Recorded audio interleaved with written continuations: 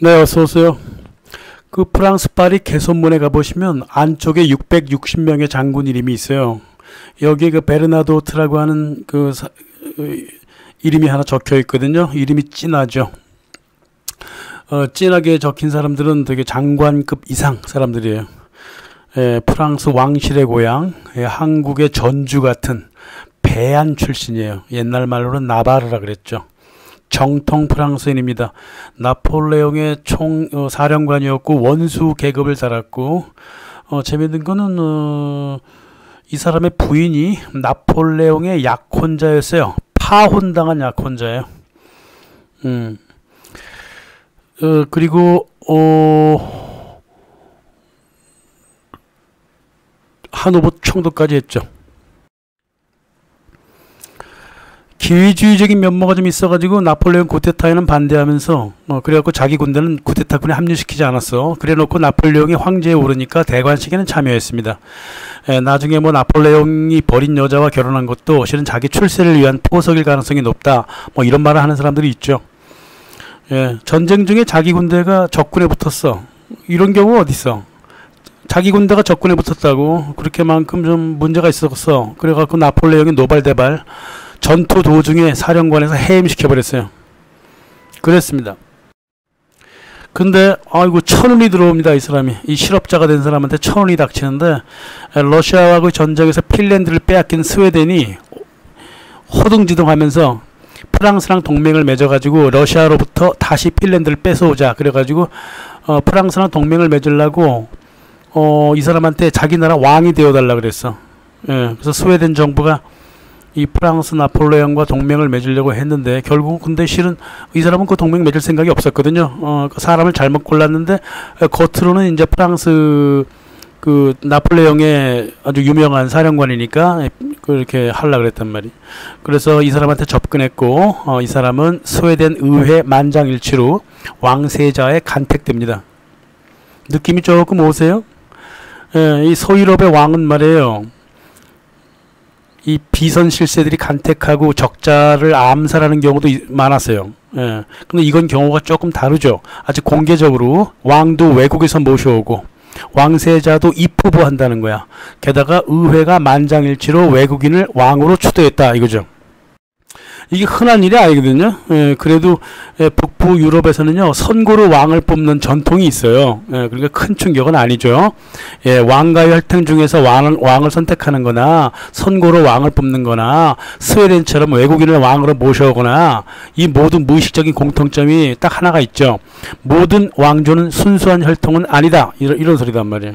혈통의 정당성을 줄 필요가 없다는 것이 이게 이제 유럽이나 북유럽 사람들의 무의식이죠.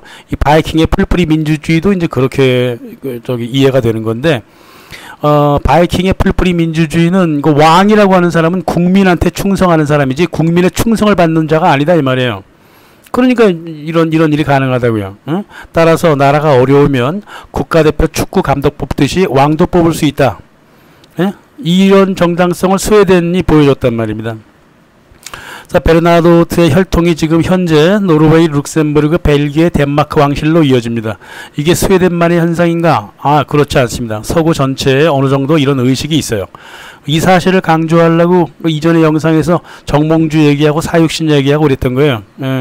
정치 의식이 이 서구와 한국이 아주 다르다는 걸 강조하는 거다 이 말이에요.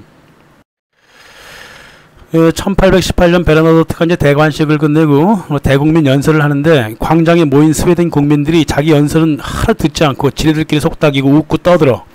마치 초등학교 2학년 3학년 교실처럼 그렇게 떠들었다 그래. 그리고 왕이 되게 놀랐다 그래요. 왕한테 관심이 없는 거야 스웨덴 국민들이. 스웨덴 정부야 진지했겠지만 이 바이킹 스웨덴 국민들이 누가 왕이 된 상관이 없었어요. 연설 끝나자마자 국민들이 함성을 지르면서 박수를 쳤다고 하는데, 그 뜻이 뭐냐 하면 왕을 환영한다 이게 아니라 이제 집에 가도 되냐? 그런 모습이었다고 이 베르나도트가 적고 있어요. 자기 일기에다가. 원래 바이킹이 원래 그래요. 자기들한테 충성할 왕을 뽑은 거지 자기들이 충성할 왕이 아니거든. 그래서 왕위를 위탁받은 이 프랑스 사람이 진짜 스웨덴 국민한테 충성을 바치게 돼요. 이 베르나도트는 아예 왕세자 시절부터 처음부터 프랑스 적국 러시아와 결탁했습니다. 자기의 상관이었던 나폴레옹, 자기의 조국인 프랑스에 대항해서 전쟁을 벌입니다. 그래서 이제 뭐 프랑스 역사가들은 가끔 이제 그를 배신자라고 낙인을 찍었죠. 베르나르도트는 프랑스가 아니라 스웨덴에 충성했고 스웨덴 사람들도 이 사람을 되게 좋아했습니다. 조국과 전쟁을 치렀어. 하지만은 나폴레옹은 생각이 조금은 달랐던 것 같아요. 자기 부하였던 사람이 전투에 나와갖고 조국 프랑스 나폴레옹 군대를 무찔렀다고? 그러니까 이 사람이 이렇게 얘기합니다. 저 나폴레옹이 베르나르도트는 우리 가슴을 파먹은 뱀이다. 우리를 떠나자마자 적진으로 가버렸다. 내가 그 자리까지 오르도록 만들어준 사람이 바로 나인데 참 나한테 이렇게 배은망덕할 수 있느냐. 결혼했다고 해서 어머니를 버릴 필요는 없지 않느냐. 어머니의 가슴에 칼을 왜 찌르냐. 그럴 필요는 없지 않았느냐. 그래서 그 다음 말이 되게 중요하죠. 물론 베르나르도트가 스웨덴 사람이 되어버렸으니까 그냥 나한테 배은망덕하다 그뿐이지 매국노는 아니다. 이렇게 얘기했단 말이에요. 개인적인 섭섭함은 있었어도 국적을 바꾼 이상 매국노라고 볼 수 없다는 거죠. 그리고 나폴레옹이 스웨덴을 먼저 쳐들어갔잖아. 스웨덴 그 관할적 포메리안지아 지역을 쳐들어갔잖아요. 거기에 대응한 것뿐이에요. 게다가 아무리 그렇다 하더라도 서유럽 국민들 중에 독일 사람 정도가 조금 이런 이 베르나르도트를 이해하기 어려워할지는 몰라도 대다수 서유럽 사람들은 그 상황을 이해한다고요. 나폴레옹도 인정했잖아요. 매국노는 아니다 이 말이야. 뭐 배은망덕할 수는 있어도 너무 좀 세게 그렇게 나한테 대들었다. 이것이 배은망덕하지만 매국노는 아니다 이 말이야. 매국노는커녕 스웨덴에서는 영웅이란 말이에요. 베르나르도트는 스웨덴어를 전혀 할 줄 몰랐습니다. 그러면서도 26년을 집권했다고. 그런데 아무런 문제가 없었어요. 문제는커녕 1814년에 덴마크를 침공해가지고 노르웨이를 병합했습니다. 그 당시 덴마크가 노르웨이를 관할하고 있었어. 노르웨이를 갖고 와버렸어요. 나라를 하나 통째로 들고 왔다고요. 이 베르나르도트가. 게다가 무역하고 내수를 위해서 도로도 닦고 운하도 많이 팠어. 인프라를 많이 만들었어. 그 당시 스웨덴이 얼마나 가난했는데요. 게다가 전쟁에 휩싸여 있던 스웨덴을 차근차근 중립국으로 만들어갔습니다. 1820년대 30년대 니콜라이 1세 그 러시아 짜르가 해상이 아니라 육로를 개척하려고 그랬고 로스차일드의 융자를 거부했어요. 그때 로스차일드가 날뛰면서 전 유럽에 반러 전선을 피웠죠. 그때도 이 스웨덴은 절대 흔들리지 않았어요. 계속 러시아와 좋은 관계를 유지했습니다. 이 사람은 스웨덴을 위해 사는 거예요. 통치기간 동안에 끝없이 백성들을 직접 마련했고 시시때때로 지방시찰에 나가서 백성들을 돌보았죠. 스웨덴 혈통이 아니라서 아마 뭐 더 일부러 더 그랬을 수도 있겠지만은 상징적인 일은 1835년 스톡홀름의 그 대화재가 터지거든요. 그때 이 베르나르도트 나이가 74세였어요. 불이 지나갈 때까지 하룻밤도 자지 않고 소방관들이랑 밤을 지샜습니다. 베르나르도트의 공식 문서 88개 중에 40개가 경제부흥, 스웨덴 경제부흥에 관한 거고 20개가 군사, 9개가 교육, 8개가 법, 5개가 보건복지 뭐 이런 것들이었단 말입니다. 이 찢어지게 가난했던 스웨덴하고 노르웨이를 중견 강국으로 만든 사람이 바로 이 베르나르도트였고 베르나르도트의 아들 오스카였습니다. 스웨덴 학자들은 이 베르나르도트를 백성의 행복을 위해서 일한 스웨덴 왕으로 기억하고 있고 그리고 지금도 스웨덴 왕실 지지율이 81%입니다. 유럽에서 제일 높을 거예요. 이쯤에서 뭐 어떻게 우리도 국가 수장을 한번 수입해서 써볼까요? 질문 어려운 질문이죠 이거. 아무튼 베르나르도트의 이 독특한 사례는 말이에요. 정치에 대해서 많은 걸 생각하게 하죠.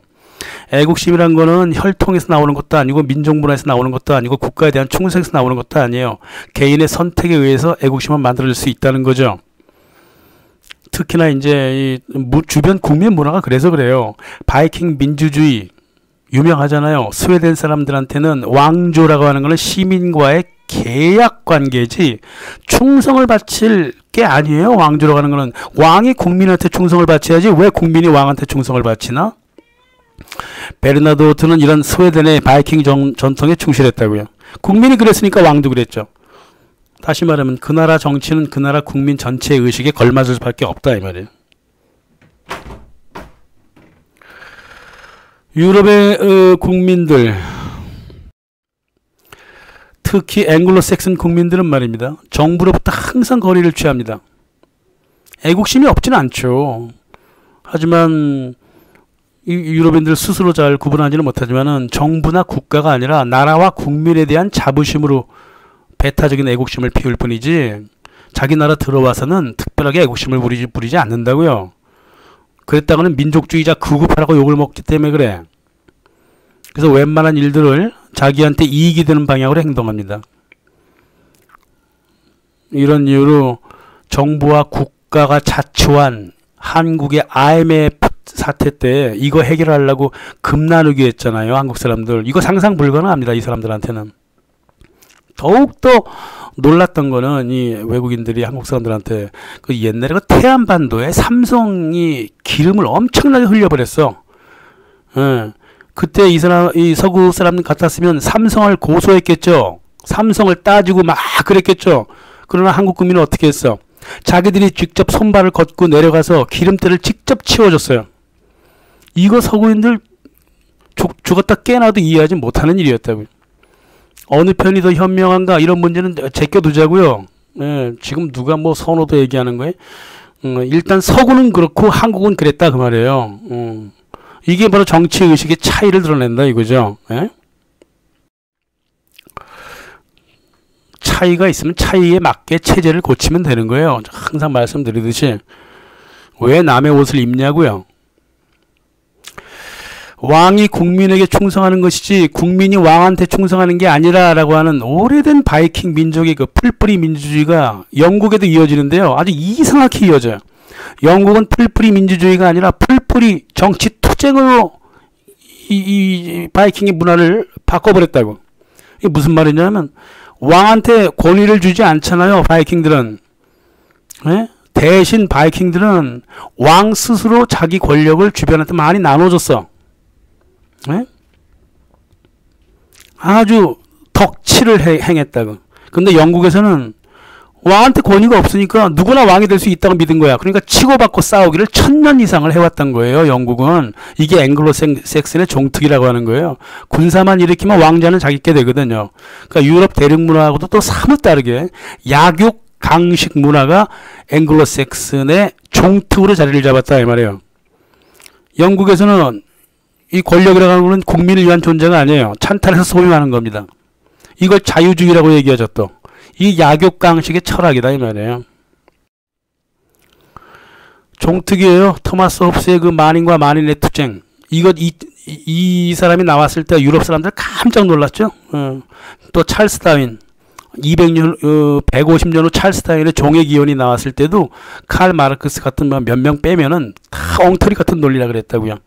특히 이제 러시아의 크로포트키는 아니 세상에 어떻게 저기 인간 사회가 동물처럼 그렇게 동물도 약육강식 안 해 이러면서 이런 뭐 멍터리 있다. 이거 오로지 앵글로색슨만의 종특이라고 분명히 얘기를 했고 인간은 협상하고 협력하면서 살아가는 거지 그렇게 싸우고 피 흘리고 쥐어뜯고 이렇게만 살아가는 건 아니다 이 말이에요.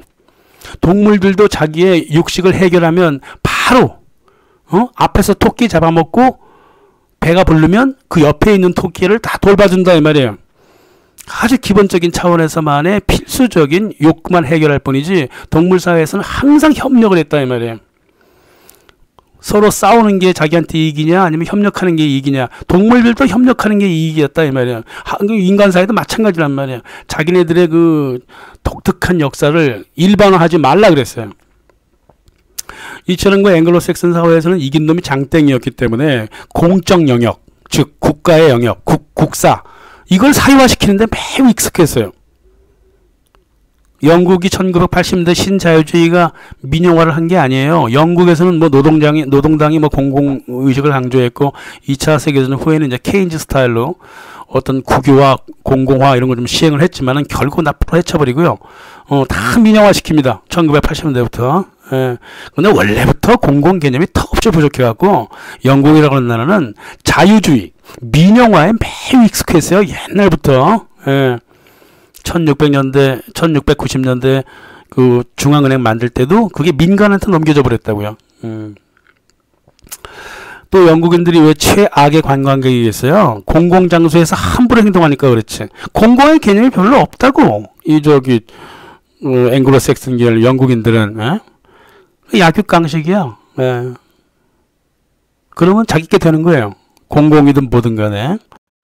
그래서 1215년에 그 마그나 카르타가 만들어지잖아요. 서로 쟁투를 벌였던 왕하고 영주들 사이의 개인적인 약속이었죠. 약속이 토탈 63가지였거든요. 거의 지켜지지 않았어요. 예. 150년이 지나니까 반 이상이 삭제되거나 다 수정되고 파기되어 버렸다. 200년이 지나니까 영국 일반법에 어떠한 영향도 끼치지 않았어요. 마그나 카르타. 대신 민중들이 마그나 카르타를 들고 나오면서 인권을 지켜달라고 막 내란을 벌였죠. 내란이 아니라 항의를 했죠. 그러니까 약육강식 정글의 세계에서 무슨 법칙이 있겠냐고요. 그러니까 성문헌법에 안 만드는 거예요. 약육강식 언제나 이게 마그나 카르타처럼 아주 걸레 쪼가리가 돼버리니까. 오늘날 영국이 기대는 마그나 카르타 법정 조항은요, 딱 3개밖에 안 남아 있습니다. 교회법, 런던시티 보호법, 자유민주항. 이 딱 3개예요. 그래놓고 무슨 민주주의예요. 영국은 군사를 모집할 수 있다면 누구나 자유주의적으로 서로 싸워서 이겨서 정부를 구성할 수 있다는 생각을 팽배하게 가지고 있었어요. 영국 사회가 원래가 옛날부터. 예. 최소한 12세기부터 그랬어요. 끝없이 싸웠습니다. 예. 왕정이나 공화국이 지녀야 할 그 정권의 정당성 이런 거 다 필요 없어요. 전쟁에 이긴 다음에 정당성이 나오는 거야. 전쟁 이전의 정당성 같은 거는 존재하지 않았습니다. 이게 스코틀랜드에서도 이런 같은 일이 벌어진다고요. 귀족들하고 그 밑에 농노들이 서로 이전 투구하면서 싸워서 이겨서 국가를 세우려고 했고요. 예? 목사도 추기경도 아닌 장로들이 교회권을 가져갔다고. 배운 거지 뭐 영국한테. 예.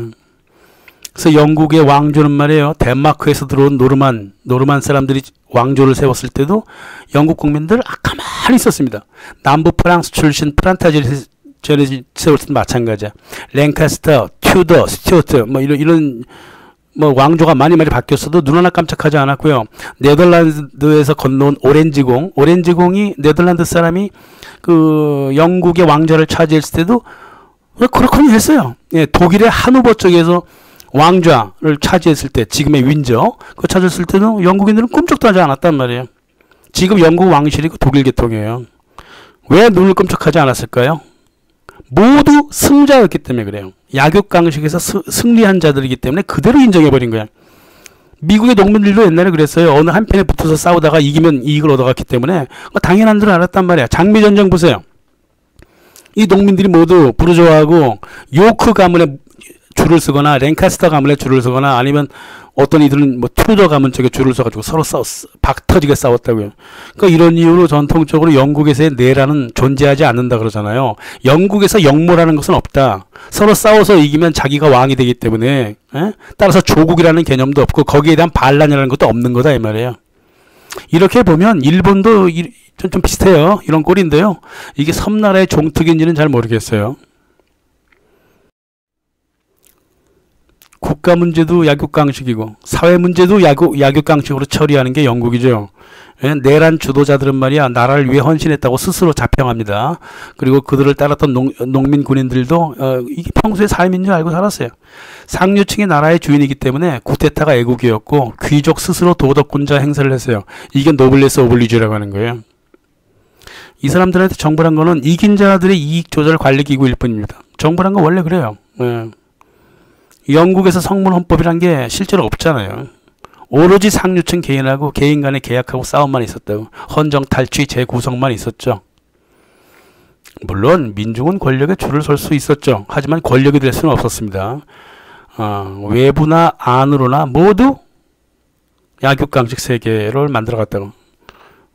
민중은 사회의 승자인 엘리트한테 종속해야 되고요. 인정해줘야 되고 엘리트는 스스로 자기네들이 희생했고 자기네들이 헌신했기 때문에 민중들이 살아간다고.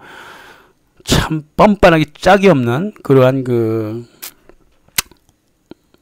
의식으로 구성되어 있단 말이에요. 대중은 속물이고 교양 없는 속물이기 때문에 얘네들한테 권력을 맡기면 절대 안 된다는 게 영국인들의 보통 상식이었다고요. 지금 겉으로 드러내서 얘기 안 하지만 옛날에는 막 드러내서 얘기했어요. 100년 전까지만 하더라도. 그게 의식이 뭐 갑자기 사라져요? 봉건시대 유럽에서는요, 민중들이 자발적으로 폭동을 일으키고 내란을 일으켰습니다. 예, 정치권은 이 민중들을 억압하고 주모자를 처형했지만은 이 민중들의 자발적인 요구사항을 들어주는 편이었어요. 예, 봉건시대 때는 그랬습니다. 하지만 근대에 들어서는 전혀 그렇지 않았어요. 우리가 정치적으로 근대를 따질 때 1648년을 기준으로 삼잖아요. 그 이후부터 유럽의 폭동하고 내란은 모두 꾸며진 것이었어. 정치투쟁이었다고요. 민중의 아픔을 이용한 정치투쟁이었어요. 영국과 프랑스가 가장 심했죠. 프랑스도 앵글로색슨 문화에 푹 젖어 있단 말이에요. 지금도 그렇고 옛날에도 그랬어요. 하지만 앵글로색슨은 이런 내란이나 폭동이 정당하다 그랬지. 정치투쟁은 정당한 거예요. 생각해 보십시다. 상상해 보자고요. 한국 사람들이 무기를 들었다고 쳐요. 정부에 대해서 무기를 들었다고 쳐. 근데 한국 사람들 머릿속에서는 정부와 국가와 국민이 좀 동일하다고 생각하는 게 있다고. 그럼 이게 반역 같아. 내가 무기를 들면 반역 같이 느껴진다고요. 그래서 시간이 지나면 자진해서 무기를 내려놓고 해산하는 일이 굉장히 잦았어요. 이 조선시대를 보거나 아니면은 현대도 마찬가지예요. 예? 광주 민주화운동 때도 무기를 그냥 내려놔요. 예. 무슨 뭐 반역하는 것 같기도 하고 역모를 꾸미는 것 같기도 하고 말이야. 그렇단 말이에요. 서구랑 180도 다르죠. 예. 서구는 안 그랬어요. 예, 자신이 국가 정치 정권의 주인이 될 수 있다고 믿었기 때문에 앵글로색슨은 끝까지 갔습니다. 한번 무기를 든 이상 끝까지 갔다고요. 이길 것 같지 않으면 무기를 들지 말아야 했단 말이에요. 그러나 무기를 들었으면 끝까지 갔어요. 이게 정치 투쟁이고.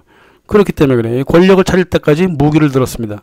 프랑스의 파리 꼬민도 그랬어요. 중간에 무기를 내려놓는 경우는 없어요. 그런 건 상상 불가능합니다. 그럼 처음부터 무기를 들지 말아야 돼.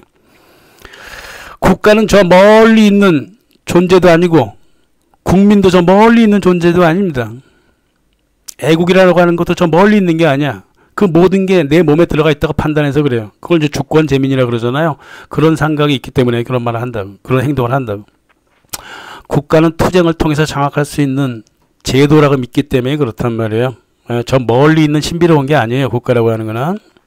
유럽 사람들은 그렇게 생각한다고요. 그러니까 끝없이 싸운 거예요. 끝없이. 두 세력 사이에 서로 정당성을 가졌다고 끝없이 싸웠다고. 일본도 그랬잖아요. 실은. 그래서 지금의 정치체제라고 하는 것은요. 자유주의 정치체제, 자유민주주의 체제라고 하는 것은 앵글로색슨의 체제고 이 자기 옷이에요. 자기 옷에 맞게 체제를 그렇게 만든 거라고요. 근데 이런 옷이 한국 사람들한테 맞나? 그걸 물어보고 싶은 거예요. 한국인들은 서구 사람들이랑 전혀 다르게 국가와 국민을 동일시하는 경향이 있잖아요. 따라서 국가에 대항하면 국민한테 대항하는 것처럼 스스로 판단한다고. 그러지 않아요? 저는 그렇게 보이던데. 영국에서는요. 국가가 국민의 마음에 들지 않으면 국민이 총칼로 엎어버린다 그랬어요. 존 로크가 그랬어요. 그걸 주권 재민이라고 그랬습니다. 정부가 마음에 안 들면 총칼로 뒤집어 엎어도 상관없다 그랬다고. 그러니까 이런 정서가 한국 사람들한테 맞냐고요. 안 맞을 것 같아 아무리 봐도. 그래서 맞지 않으면 정치 세상을 다시 만들면 돼요. 서양 그 정치 세상 따라가지 말고 한국 사람들이 국가와 국민을 그렇게 동일시하고 싶으면 그런 체제를 스스로 만들면 된다고 제가 몇 차례 말씀드렸단 말이에요. 뭐 왕정 체제도 뭐 그런 비교적 그런 편이기 때문에 뭐 왕정 체제도 돌아가도 좋아. 근데 불가능하죠 지금은. 인내천이거든요. 주권재민하고 달라요. 인내천이라고. 예? 왕정을 세울 수 없죠 지금은. 그러니까 고민을 하자는 거죠. 어? 고민 없이 어떻게 정치 세상이 만들어지나. 아무튼 자유민주체제라고 하는 것은 국가와 국민이 서로 대립하고 견제하는 체제예요. 이 체제를 한국 사람들이 어느 정도 얼마나 길게 견딜 수 있는가 모르겠단 말이야. 매일 갈등이야 이러니까. 이런 정치 체제를 갖다가 국가와 국민이 서로 견제하는 체제를 가져다가 아무 비판 없이 수입해 놓고 정치 의식은 자유민주 체제와 거꾸로 갖고 있으니까 이 문제가 난다 이 말이죠. 그래서 의식을 바꿀 수 없다면 체제를 바꾸는 게 옳죠. 의식은 그게 쉽게 바뀌어지는 게 아니거든요. 이 앵글로색슨의 약육강식의 역사, 이 모든 게 다 미국에 그대로 이어진다 이 말입니다. 예. 미국인들은 처음에 그 마을 공동체를 만들어서 카운티라 그러잖아요. 주민들이 행정을 이끄는 자치공화 체제를 운영을 했어요. 1600년대 중반부터 1700년대 후반까지, 아니면 1800년대 중반까지 볼 수도 있어요. 여기저기. 특히나 남부 쪽, 미국 남부 쪽. 민주적인 면이 각 주정부라든가 카운티에 남아 있었단 말이에요. 토마스 제퍼슨도 이제 그런 생각을 갖고 있었고. 그래서 미국인들은 이제 공적인 영역, 즉 국가 업무를 시민들과 함께 공유하려고 그랬고, 또 그럴 수밖에 없었어요. 수도 적고 다 이민자 출신들이기 때문에.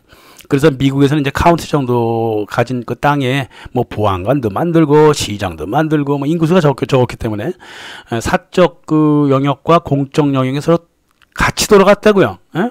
보안관 이 아저씨가 자기 일이 끝나면 그냥 작업복으로 갈아입고 저기 밭 갈러 가고 그랬다고요. 시장도 마찬가지야. 업무 끝나면 자기가 평소에 그 운영했던 저기 무슨 올리브 가게 이런 데 가서 일을 했다고. 그러면 올리브 사러 온 사람이 아이고 시장님 이러면 그래 아이고 나 시장이라고 부르지 말어 나 마이크라고 불러 이런 식으로 살아왔단 말이에요. 공적 생활과 사적 생활이 서로 합쳐지면서 돌아갔다고. 이게 민주주의지 뭐가 민주주의냐고요. 이 좋은 민주주의가 이게 1800년대 중반까지 그래도 이어졌다가 깡그리 사라졌다 이 말이에요. 미국 사람들은 사법재판까지 참여했잖아요. 정부 운영과 개인의 거리가 되게 좁았다고. 그러나 여기까지가 미국의 민주주의였단 말이에요. 얼마 가지 않아서 주정부 산하 카운티의 민주주의까지도 이제 사라져버리는 참사가 벌어지는 거예요. 이 미국에서 아주 긴 시간 벌어진 거예요. 어느 순간에 탁 벌어진 게 아니라.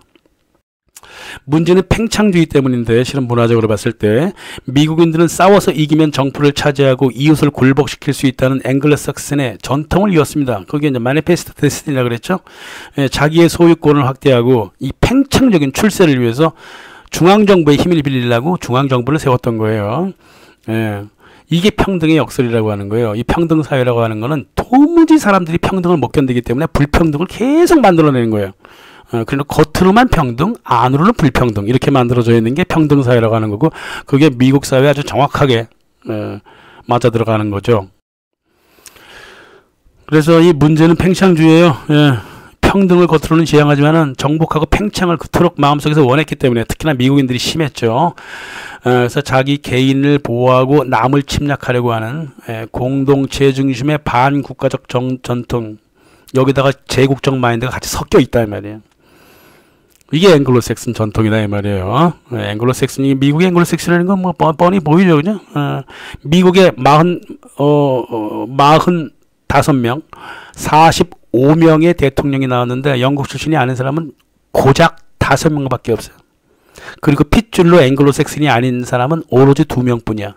그러니까 영국 출신이 아닌 사람은 딱 7명밖에 안 되고, 앵글로색슨이 아닌 대통령은 딱 2명이라고요. 오바마를 포함해서. 이게 앵글로색슨의 미국이라고 하는 거고, 앵글로슨 문화도 그대로 받아들였다 그 말이죠. 미국이 처음에는 연방 공화주의라고 그랬고 페더럴 리퍼블릭을 공표했지만은, 다시 말해서 각 주정부가 서로 모여갖고 잘 살자 이랬지만은 중앙정부가 점점 커져가는 거야. 권력이란 게 원래 그렇잖아요. 권력은 항상 집중하는 그 습성을 갖고 있다고요. 그러다 보니까 주정부의 연합이 아니라 주정부 상위의 중앙정부가 점점 힘이 커져갖고 주정부의 재정하고 주권까지 다 가져오게 되고, 그러니까 주정부는 여기에 반대하고 대항하고 서로 무시하고 싸우고 로비하고 협잡하는 이 오랜 100년 이상의 역사를 갖고 있다고요. 그렇게 된 겁니다. 영국에 영모가 없었다고요? 미국에서 영모는 없었습니다. 모두가 영모를 꾸몄다고 볼 수 있는 거죠. 그렇게 본다면. 이 정부를 세운 사람들을 보자고요. 이게 영국의 딸랑이 알렉산더 해밀턴이든 간에 미국의 독립을 지향했던 토마스 제퍼슨이든 간에 이 사람들은 민주적인 사람들이 아니었습니다. 귀족적이었어요. 특히 토마스 제퍼슨의 개인적인 편지를 보면 이 사람은 되게 귀족적입니다. 영국이 그랬듯이 헌법도 안 만들려고 그랬어요. 영국이 그랬듯이 소수 권력자가 헌법 없이 정부를 마구 이용하고 싶었거든요. 그래서 그런 거예요. 독립전쟁 1776년서부터 1787년 11년 후에 독립한 지 11년 후에 헌법을 만든다고. 이런 경우가 세상에 어디 있어요? 예? 한국 같은 경우는 해방되자마자 헌법 만들려고 법학자들 다 불러 모았잖아요. 근데 미국은 아니야. 안 만들었다고. 게다가 1787년 만든 헌법도 독립전쟁에 참여한 예비군들이 월급 달라고 막 데모하면서 이 법적으로 적어놓으라고 막 난리를 쳤기 때문에 할 수 없이 울며 겨자 먹기로 만든 게 1787년 헌법이었다고 해요. 미국의 헌법. 미국 건국의 아버지들이 만들어 놓은 독립선언서, 헌법, 권리장전. 예? 처음에 독립선언문에는 인간은 평등하게 태어났다고 명시했지만 그게 다야. 아무것도 없어. 그 다음부터는요. 건국 아버지들이 뭐 백인 흑인 가리지 않고 노예를 소유했기 때문에 자기들이 글을 쓰면서도 스스로 손이 떨렸을 거 아니야. 1780년 헌법에 평등조약 딱 한 개. 독립전쟁 참여한 노병들 보라고 평등 딱 한 개 해놓고 4년 후에 권리장전을 1780년 헌법 앞에 제일 앞장에 옮기면서 평등조항을 싹 삭제해버렸어요.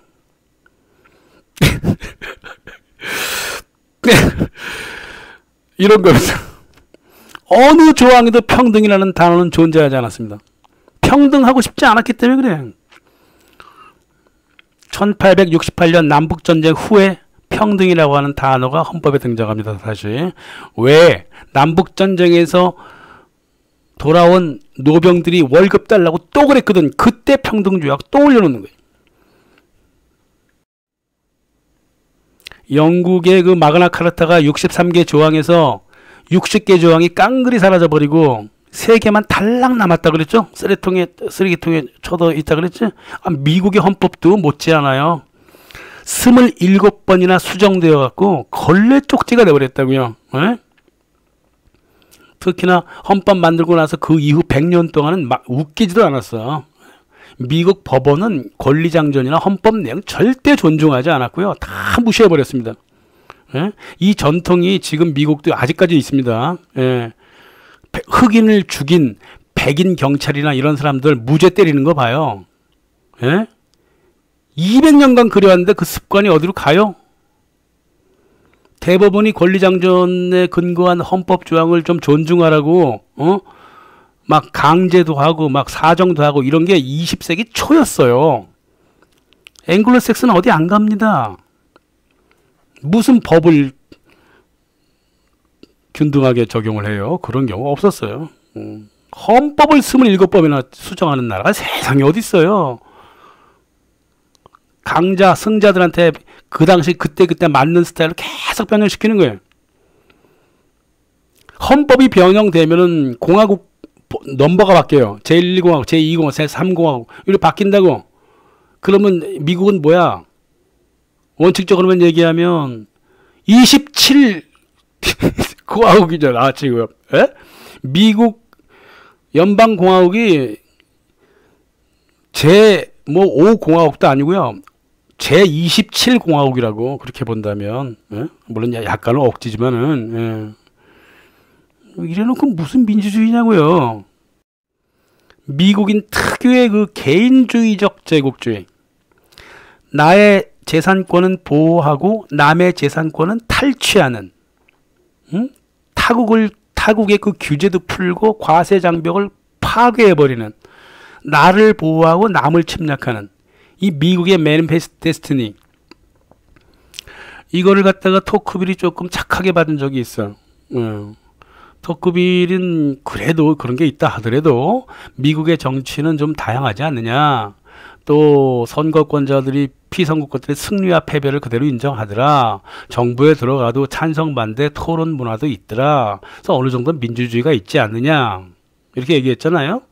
거기서 이제 19세기 미국 완벽한 전문가, 전문가라고 하면 안 되지. 전공 교수 이 코메냐가 그게 뭐가 민주주의입니까? 실은 귀족주의지. 지들끼리 토론 못해요? 에? 지들끼리 싸우고 진 거 인정 안 해? 당연하다 이 말이에요. 에? 미국에서는 변호사도 강자 편에 쓴다 이 말이에요. 약자 편에 쓰는 변호사는 떨거지로 소문나갖고 일도 없어요. 그래서 로펌이라고 하는 것도 그렇게 만들지 않느냐? 이게 지금만 그러냐? 옛날부터 그랬다. 변호사들이 왜 욕을 처먹냐면 항상 강자 편에 서가지고 약자를 괴롭히기 때문에 변호사가 사기나 치려고 그러고, 이게 바로 유일한 미국 법치의 원칙이었다. 이렇게 비판을 했습니다. 근데 이게 실제 현실적으로 진짜 옳은 말이죠. 한마디 더 하죠. 이 사람이, 이 토크빌은 너무 착하게 미국을 보는데, 미국에서는 부자만이 정치적인 권력을 얻는다. 에? 이 사람들은 어떻게 돈을 버냐 하면 전쟁을 일으켜서 돈을 벌고, 역병을 일으켜서 백신 팔아먹고, 다른 나라 기근을 유발해서 돈을 번다. 제일 돈 많이 버는 거는 뭐냐면 자기 나라나 다른 나라 국가를 파산시켜버린다. 그러면 최고로 이익을 얻고 최고로 행복해한다. 이 사람들은. 실제 맞잖아요. 미국 재정 파탄을 몇 차례 일으켜서 얼마나 많은 돈을 벌어갔습니까? 이 은행 금융가들이 정치가를 앞세워서. 따라서 미국의 정치가 건전해지면 이런 놈들은 모두 몰락할 것이다. 이렇게 얘기했죠. 아주 현실적으로 비판을 했어요. 맞는 소리입니다. 이 사람이 말했던 귀족이라고 하는 거는요, 로버 바런이라고 그래갖고요, 경제 실세들을 얘기하는 거예요. 저기 비선 실세들, 이 비선 실세들이 차지한 미국 중앙정부, 즉 국무부, 이거는 원래부터 미국의 터줏대감이던 지방정부를 차근차근 주권을 빼앗고 재정을 손아귀에 넣어, 그래갖고 지방의 국민생활 곳곳까지 간섭하는 모략을 꾸며왔다고요. 네? 이 지방정부라고 하는 건 이제 껍데기가 돼버렸어.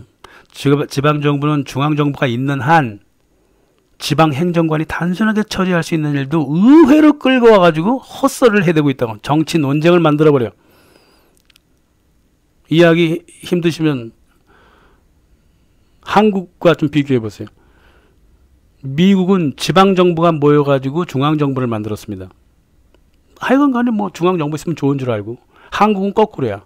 중앙정부가 지방정부를 만들었어. 근데 이 중앙정부와 지방정부를 일부러 두 가지 이원적으로 만든 이유가 뭐냐고요. 국민생활 곳곳을 다 관리하려고 그러는 거예요. 그쪽에서 일하는 뭐 의회니 뭐 지방자치단체장에 모두 정당 속에 줄을 세우고 정당의 힘을 더욱더 크게 하려고 지방정부를 세우는 거예요. 이게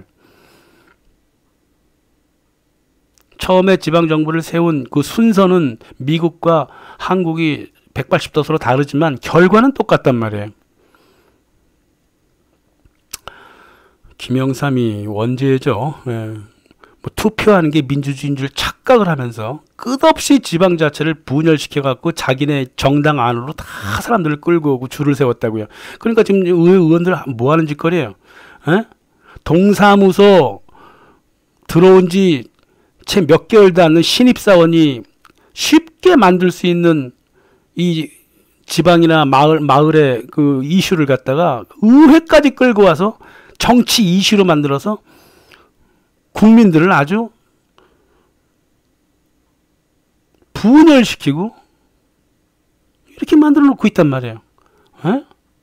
지방의회 가서 지방의회가 뭘 입헌하나 보세요.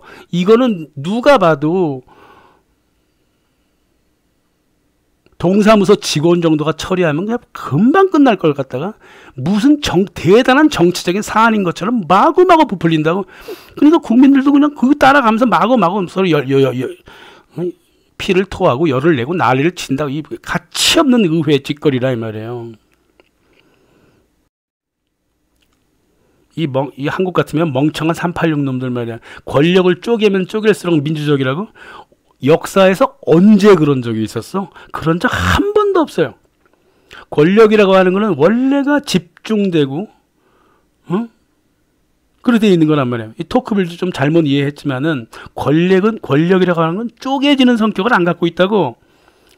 서로 쪼개지는 것처럼 분산시키지만 그 분산된 게 아니야. 이 하나의 권력을 국민생활 곳곳에 심는 거예요. 그래서 파시즘이라고 하는 게 왜 자유파시즘이라고 하는 게 시민의 말 한마디 한마디도 검열하게 만들어버린다고. 이게 무슨 권력이 분산됐다는 거야. 이게 권력이 분산된 게 아니라니까요. 권력이 생활 곳곳에 들어가 있는 거예요. 미셸 푸코가 미셸 푸코도 이 사실을 잘 몰랐지만 권력이 전체적으로 분산되어 있다. 이 뜻은 뭐냐면 하나의 권력이 국민생활, 사회 곳곳에 들어가서 시민들을 파시스트로 만들고 있다 이 말이에요. 예? 페미니즘이라든가 뭐 이런 것처럼 꼼짝을 못하게 만들어놔. 사람들은 곳곳 생활해. 생활 곳곳에 말투도 검열하고 제스처도 검열하고 옷 입는 것도 검열하고 그게 권력이 분산되었다는 본질적인 의미라 이 말이야. 이게 진보인 줄 알고 착각을 했다고 이 포스트 모더니즘은 한심한 인간들이죠. 권력이라고 하는 거는요 쪼개질 수가 없어요. 권력이 쪼개지는 순간 그거를 다시 합쳐서 누군가 가져가는 거예요. 해처모에다 이 말이에요. 이거를 가장 잘 지적했던 사람이 1641년 영국의 찰스 1세 왕이었어요. 권력이라고 하는 거는 당신들이 찢어서 가져가는 것이 아니다. 왜냐하면 찢어갖고 다시 합쳐질 거니까. 권력이라고 하는 거는 한 사람이 국민을 대변하는 스타일로 나가야 된다. 모든 권력은 다 국민한테 있고 그 국민은 각자가 다 그 권력을 대변하지 못하기 때문에 오로지 권위 있는 하느님한테 충성을 다하는 왕한테 권력을 줘야 된다. 왕은 그 권력을 오로지 백성을 위해 쓴다. 당신들처럼 당신들의 이익을 위해서 부르주아들의 이익을 위해서 쓰는 게 아니다. 찰스 1세가 그랬잖아요.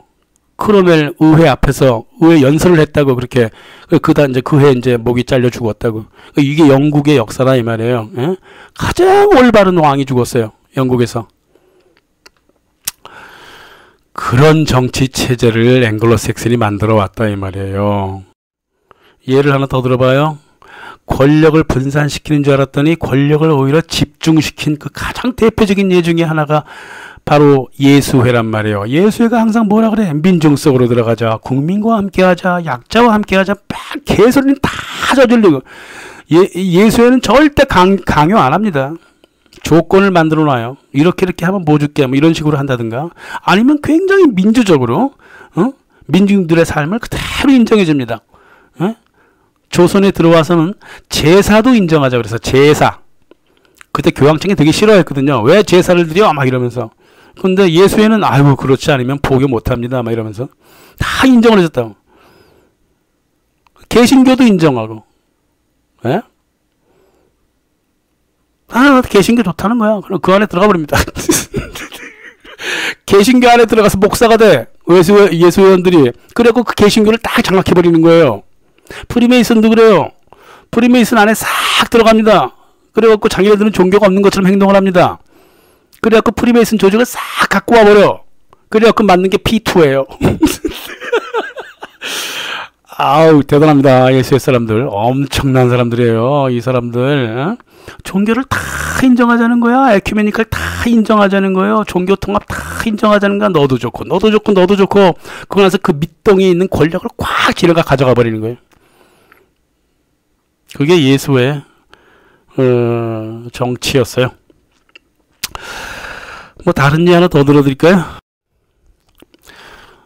알렉산더 해밀턴이 말해요. 1791년 자유의 이름으로 미국 중앙은행을 만들어서 미국의 각 시중은행들을 도와주자 어쩌고 저쩌고 헛소리를 했을 때 그때 자본을 개방시켰거든.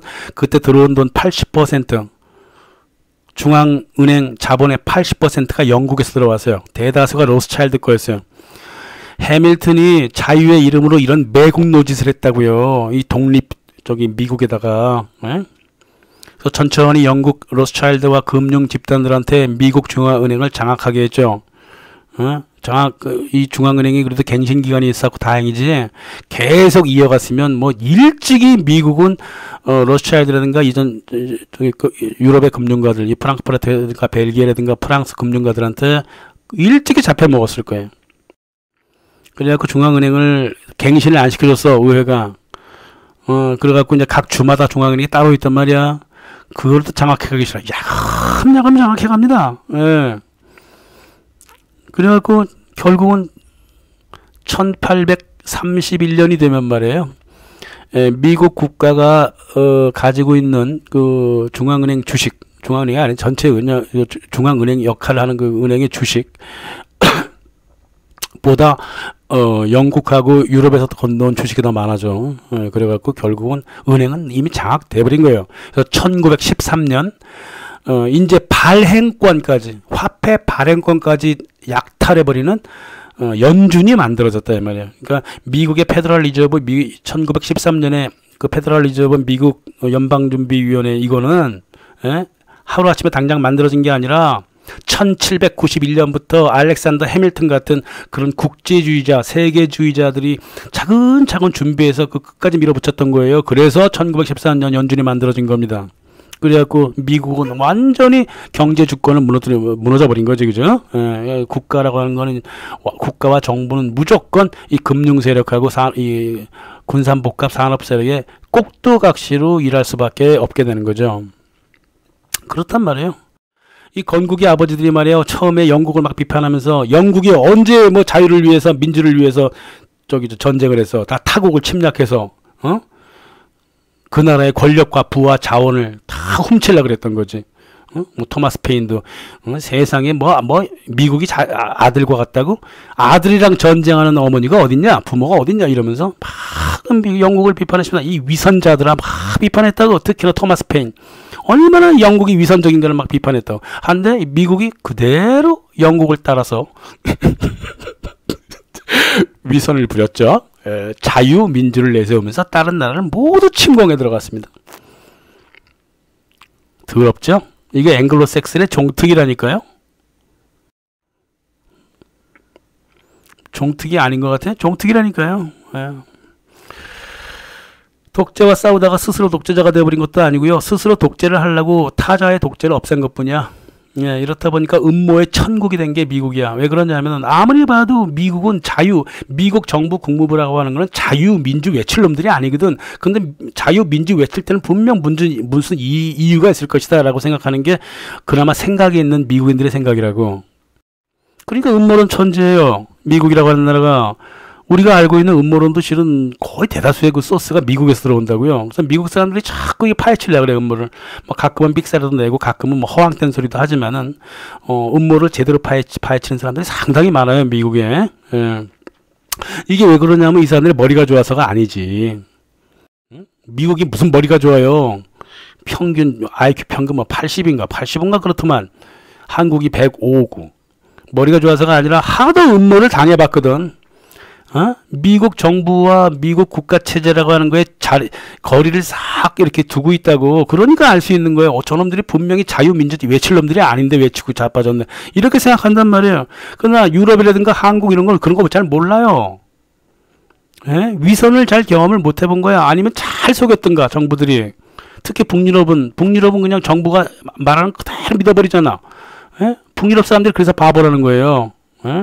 그렇게 평등을 지향하고 그러면서 국가 정책은 국민과 함께 한다고 하는 한국과 약간 비슷한 생각을 갖고 그렇게 바보처럼 행동을 해왔다고. 이 북유럽이라고 하는 게 안 당해봐서 그래요. 자기네가 안 당해보니까. 미국은 끝없이 당했거든요. 그래서 정부의 발표를 잘 안 믿는 겁니다. 물론 안 믿는다는 사실과 그 정책을 지지한다는 사실은 또 다른 문제입니다. 이게 매니페스토잖아요. 나는 보호하고 남은 침략한다. 따라서 미국 정부가 하는 짓이 되게 나쁜 짓이지만 나는 지지하겠다. 이런 미국인들이 무수하게 많기 때문에 음모를 이렇게 파헤쳐도 그렇게 변화가 없는 거야, 미국이. 한국도 좀 고민을 해야 될 때가 됐어요.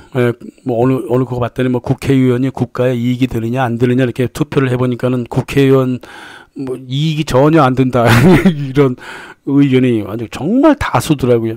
그러나 질문이 잘못되는 거지. 국회의원을 왜 바꿔요? 국회의원들이 음모를 꾸민 적 있나?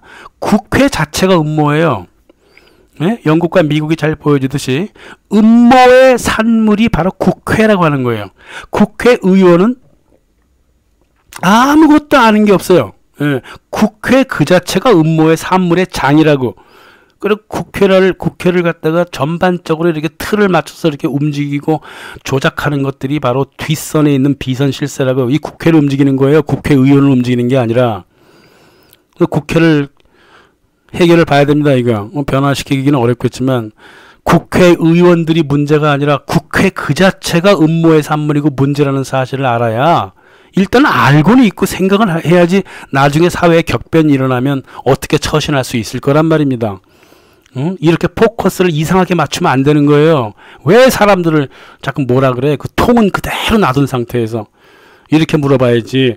국회는 국가의 이익이 되는가 안 되는가 이렇게 질문을 해야 되는 거지. 국회의원들은 왜 갖고 물고 늘어지나? 아무것도 모르는 바보들인데. 자, 미국 특집 마치겠습니다. 감사합니다.